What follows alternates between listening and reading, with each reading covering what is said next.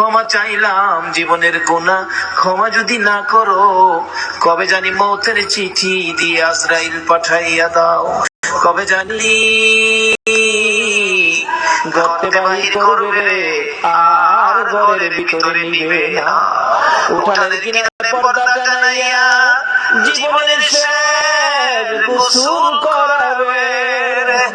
আদরের সন্তানেরা ঘরের বারান্দায় দাঁড়ায় দাঁড়ায় কাঁদবে আর ডাকবে বাবা গো, পর্দার ভিতরে কিসের গোসল করো বাবা।